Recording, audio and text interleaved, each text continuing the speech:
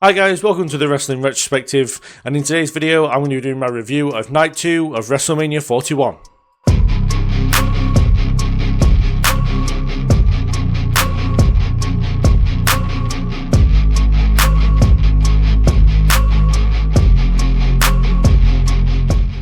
So starting off, we had Io Sky defeat Bianca Belair and Rhea Ripley to retain the Women's World Championship in a very pleasant surprise as a result. I backed Bianca for this one, but I'm very happy that my girl Io Sky got the win here.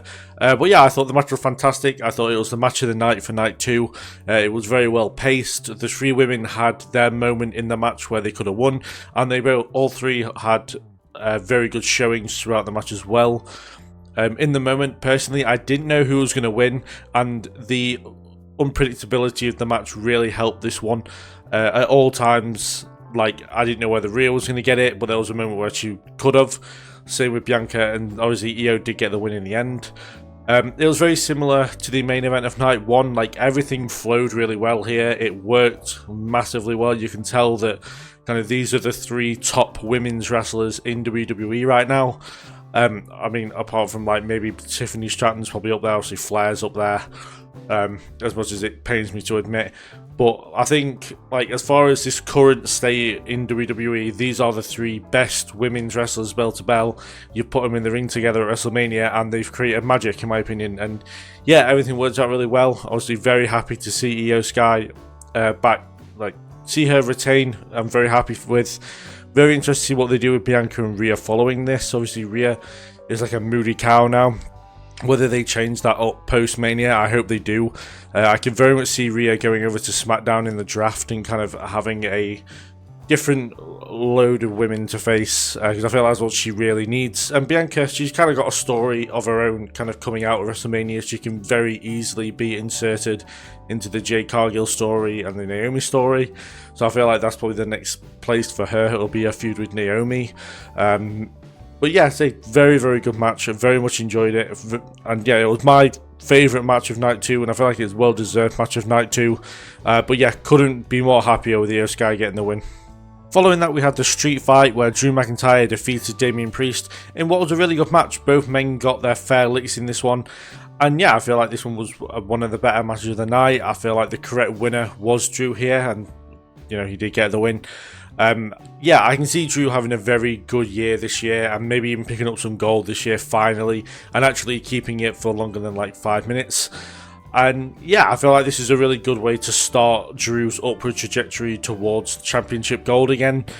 Priest looked strong in defeat. You know, the Claymore into the side of the chair looked particularly brutal. But yeah, I say Priest looked very good here. I don't think this loss is going to hurt him at all as far as momentum goes.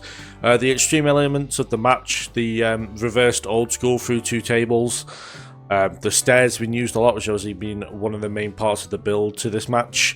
And yeah, just everything worked really well here. Nothing was too over the top where you could see like someone was going to particularly get hurt. But yeah, this was a good, solid street fight. It wasn't the best one I've seen. It's not the worst one I've seen. It was pretty much like as run-of-the-mill street fights as you could possibly get. It worked really well for both. Neither of them seemed in particular danger compared to the last time they faced when Priest got his legs stuck on the ropes. But yeah, I think this was really good, and a very good victory for Drew, who can, as I said, start going more towards championship gold again, hopefully. After that, we had a very much personal highlight of the night for me, with Dominic Mysterio defeating Penta, Bron Breakker and Finn Balor to become the new Intercontinental Champion. And yeah, this was really good. I very much enjoyed this one. It was very high-paced and a lot of action in this one. There was not really a dull moment to have in this match. It was very good. And yeah, like the other multi-person matches, like everyone like had a good showing in the match. They all have individual moments where you thought they were possibly going to get the win. But what I noticed mostly out of this one compared to the other matches were Bron Breakker was particularly involved in nearly everything that was going on in the match, which made perfect sense as he is the defending champion and he doesn't want to see someone else get pinned to win his championship, which did happen, but Bron was still involved in the frog splash to finish the match. But yeah, Penta had a good showing in what was not the best weekend for the Lucha Brothers. But yeah, this was a very good first outing for him at WrestleMania. I'm sure it'll be the first of many matches for him. Balor is officially, I think, at this point, the biggest bottle job in WWE. You know, Jay got his win at WrestleMania, Drew got his win at WrestleMania, and Balor continues to lose. I mean, at this point, I don't even think he's ever going to win the big one. I don't think he's never going to win a championship again, but whenever he seems to get close to singles gold, he tends to fall at the final hurdle. That was very much the case here. And yeah, obviously the big story coming out of this is of course going to be the Judgment Day and the state that they're going to be in. Obviously with Dom especially pinning Balor to get the win, he's going to not sit particularly well with the guy who thinks he's in charge of the Judgment Day, which we all know is actually Dom, because Dom, if anyone's going to take over the Judgment Day as a leader, it's probably going to be Dominic. It wouldn't surprise me if Balor kind of left the Judgment Day after this. But yes, finally, last and certainly not least in this case, is Dominic Mysterio, who played it tactically correct. You know, even when he was knocked down on the apron, he was still got enough about him to be able to hit the throw splash and get the win. He essentially stole it from his stablemate, but I think it's going to play out really well within Judgment Day. It's going to give Judgment Day something to really sink their teeth into as far as the storyline goes, especially as Dom was the only successful member of the Judgment Day through WrestleMania. But yes, very, very happy with the result here. I've been a supporter of Dom since he turned heel and took out Edge and Rey Mysterio. And yeah, this was very, very well deserved in my opinion. And I'm glad that we've got to a point now where Dom is getting probably one of the biggest reactions of the weekend of him winning, when 6 months ago everyone was booing him so he couldn't speak. So the rise of Dominic Mysterio is something that I think is going to be very, very, very great to watch over the next few months. Following that, we saw the Randy Orton versus mystery opponent match, and as much as we all thought it might be Aleister Black, we all thought it might be Rusev, it might be Solo, it might be Nick Aldis, somebody in the WrestleMania crowd say his name. He certainly appeared, and it was Joe Hendry who was the opponent for Randy Orton. And this was a huge moment, not just for Joe Hendry, but I think for TNA in general, to have the TNA World Champion compete at WrestleMania against the legend of Randy Orton's caliber, I think is huge for them, and really, again, continues to have WWE put TNA on the map even more than they kind of have earned themselves over the last couple of years. But yeah, it's definitely someone I did not expect, and having a TNA star on WrestleMania is something I would have never, ever expected, ever in the history of ever. But yeah, the match itself was very, very short. I assume it's probably because of Joe Hendry being hurt. He does have a rotator cuff injury. One thing, very happy it wasn't Solo. Very, very happy it wasn't him. But no, for people who are going to go online and say that, oh, this was a burial of TNA and all that kind of stuff, it really wasn't. The exposure itself was probably worth having him on the card for. I don't think it hurt Joe Hendry at all, losing that quickly to Randy Orton. They got a really cool moment out of it where Joe did the turn and smile and got RKO'd, which will probably live forever in some places. And then to have Randy Orton then do the turn himself into his signature pose, I thought was really cool as well. And yeah, just an overall really good moment, and the crowd popped for both Randy and Hendry, which is really good. And yeah, as much as sometimes babyface versus babyface doesn't work, having it be a surprise opponent and have it be the likes of someone of Joe Hendry, I feel like is a really good way of doing it. And yeah, I feel like there's a lot of positives to come out of this, and if you think that this is a burial of TNA or whatever, you need to probably grow up a little bit and see it for what it is, which was good publicity, a great moment, and like everybody wins out of this situation. After that, we had Logan Paul defeat AJ Styles, and the match itself was pretty good. Logan controlled for the most part, which I'll be honest, I did not expect. I would have liked to see Logan's pay-per-view matches become less to do with interference. I get that it works well with his style of being a heel, and I can't see it changing anytime soon. I think he's going to be one of them people who's going to be a heel pretty much forever. But yeah, I just feel like he needs to win a match clean at some point, and I really like his singles one-on-one match. I know that he had the triple threat, which I'm pretty sure he won clean at last year's WrestleMania. But yeah, the whole interference, the brass knuckles and stuff, I feel like it's only got a certain shelf life till people start getting really sick of it. But then if people are getting sick of it, they're going to boo Logan, which is the whole point. So it kind of comes hand in hand. But I would like to see Logan really win a match clean. I am really disappointed that AJ Styles did lose this match. I think like AJ Styles looked fine in defeat. You know, he really did put over Logan here. I do think that Cross could have helped Styles win, but stayed a heel at the same time. You know, you could have just had Cross take out Logan's friend without AJ Styles knowing. Logan gets distracted, phenomenal forearm, Styles clash, Styles gets the win, and Styles has no idea that Cross has helped him at all, and therefore you could just like, and then essentially Cross has that hanging over his head when Styles sees the replays of seeing Cross help him. Very happy to see the positive reactions for Cross. The crowd did cheer when he appeared, which I'm very much happy for. I was very worried he might get released or something, but I'm hoping he isn't. Like, I'm a massive Karrion Kross guy. I do plan on doing a video at some point about some of my favourite wrestlers in WWE currently. He is definitely on that list.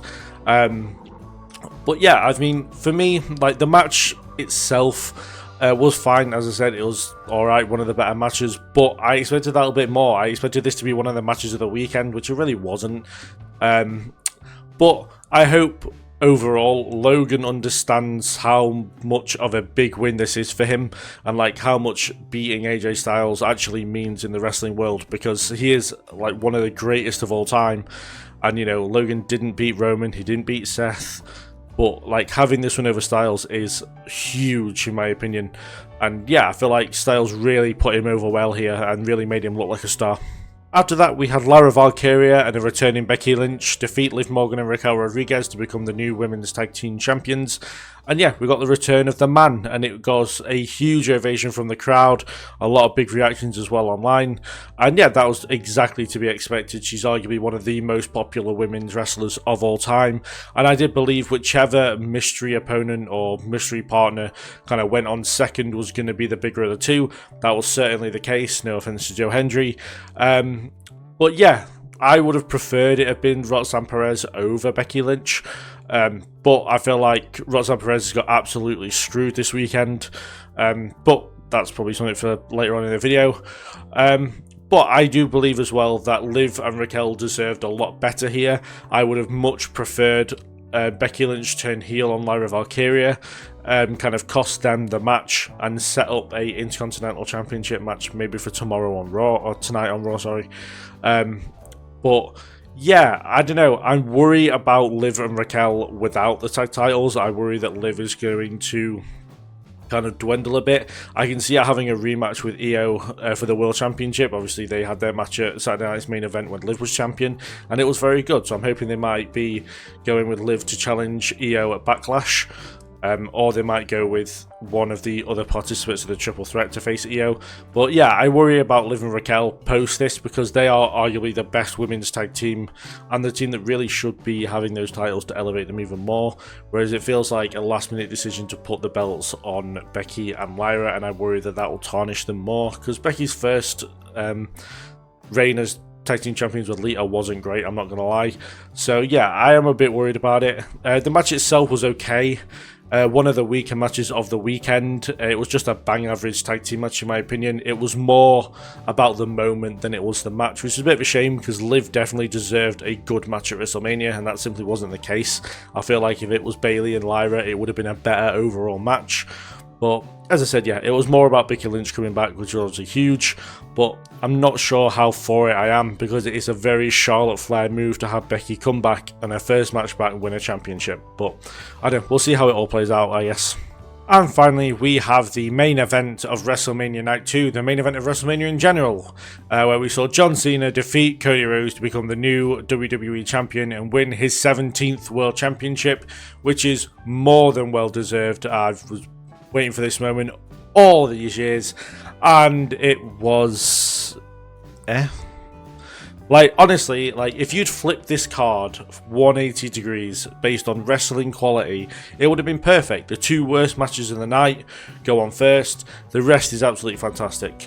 But obviously they were never gonna have Cody and Cena not be the main event of night 2. And yeah, it's very much a case of hindsight being 2020 really, about that match quality and stuff. The match itself was not very good at all. It was bang average at best.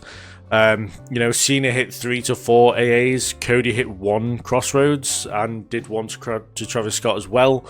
I get the point of Cena becoming desperate. Scott comes out, helps him out. Personally, Scott didn't need to get in the ring. They could have just had him distract the referee or something like that. A very typical heel thing to do. Very basic heel thing to do. But it would have been better than having him get in the ring and go through all that sequence of like having the referee down and all that kind of stuff. I feel like would have been better.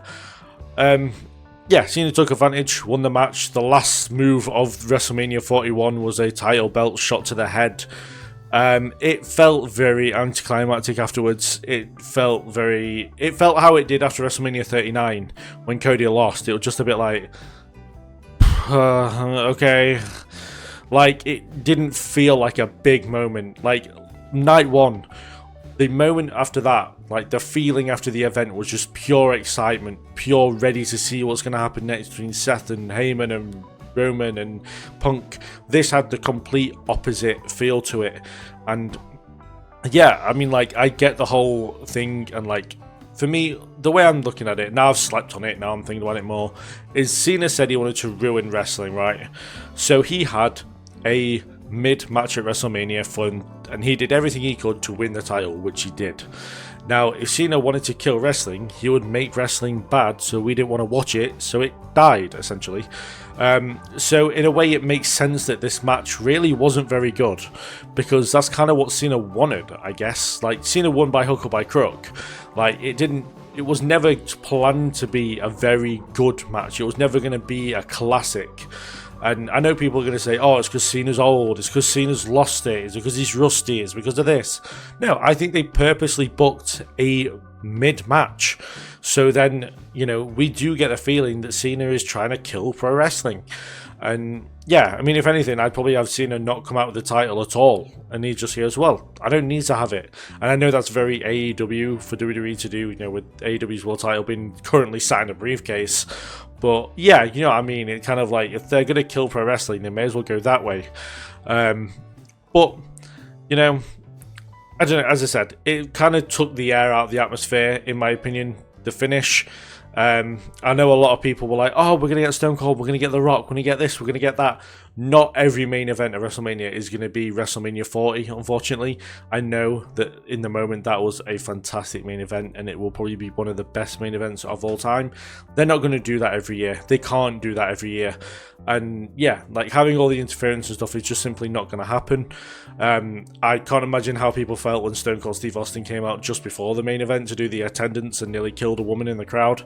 That would have definitely been like, oh, well, he's not coming out during the main event.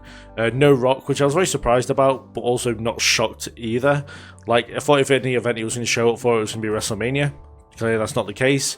Maybe he'll be on Raw, but again, it wouldn't shock me if he's not. But either way, Cena gets his 17. It's well deserved. One thing that did really annoy me about this, though, was commentary. Commentary ruined this whole thing, essentially, because Cena won the title, but then Michael Cole's still calling him a GOAT. He's still complimenting Cena. Like, essentially, this guy who said he's going to try and ruin wrestling, you should be like Jim Ross whenever Triple H won a match, calling him a bastard, calling him a son of a bitch, saying all the classic stuff. They should hate all of this. And yet, Michael Cole was just like, oh yeah, but he's the GOAT now. He's officially the GOAT. Like, every other word he said was GOAT, and it was really annoying. But yes, the most interesting story, the most curious story, I guess, of John Cena's heel turn as a world champion starts now. And yeah, we'll just have to see how it goes. But it comes off the back of what was a very mediocre match for both Cody and Cena. But I genuinely think that's supposed to be how it was supposed to be. So, those are my thoughts on Night 2 of WrestleMania 41.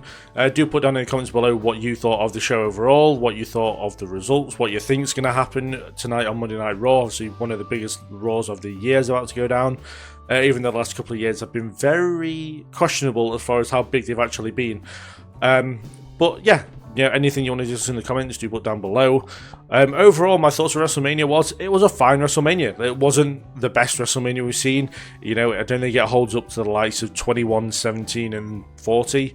But it was not the worst WrestleMania we've seen. It's nowhere near close to being the likes of 27 or that kind of thing. I can't even think of another one. Just 27 comes straight to mind because it's such a bad show. But yeah, I feel like there was stuff that could have definitely been improved on. Should Cody and Cena have gone on night 1? Yes, to be honest with you.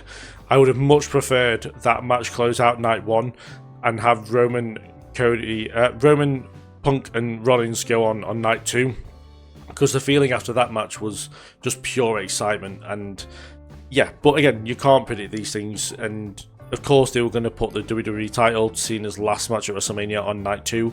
It makes perfect sense that they did that. It's just a shame that it was just not very good. Yeah, my matches of the weekends overall, obviously, Punk Rollins Reigns was absolutely fantastic. And my match of the night for night 1. For night 2, it was Io, Belair, and Rhea. I don't care what people say about multi-person matches. Triple threats at WrestleMania work. Even my match of the night for Stand and Deliver was Oba, Evans, and Trick.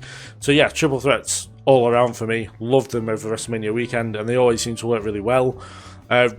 Probably the biggest disappointment of WrestleMania weekend for me, in my opinion, was the treatment of Roxanne Perez. I really hope that she gets treated better for the rest of the year, because she fully deserved a really good match through WrestleMania weekend.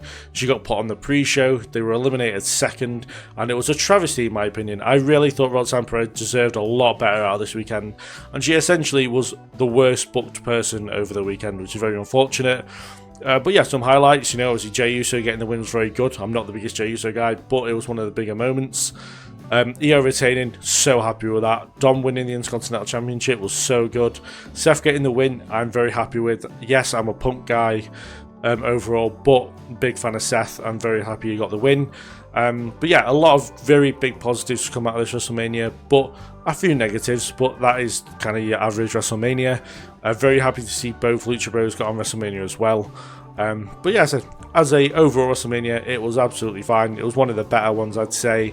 Night 1 was a undercard held up by a main event, and night 2 was the main event being held up by the undercard. So, it kind of worked. If they'd swapped the main events, it would have been one perfect night and one not so perfect night. But yeah, to say, do put down in the comments what all your thoughts over WrestleMania are. A lot of content coming up in the future. I'm going to do an update video to kind of go through all the content that is coming up. But this weekend is a TNA Rebellion, so I'm going to be doing coverage of that and doing predictions and a review for that. Tomorrow is going to be my Stand and Deliver review, and then yeah, a lot of stuff coming up wrestling wise for AEW, for Double or Nothing, and coverage of Backlash as well. So yeah, a lot of stuff coming up on the channel, so do subscribe, do stick around. We've just hit 700 subscribers, which I'm very appreciative of, so thank you very much for sticking around. Do give this video a like if you enjoyed it, and yeah, I'll see you guys in the next one, and I'll see you later.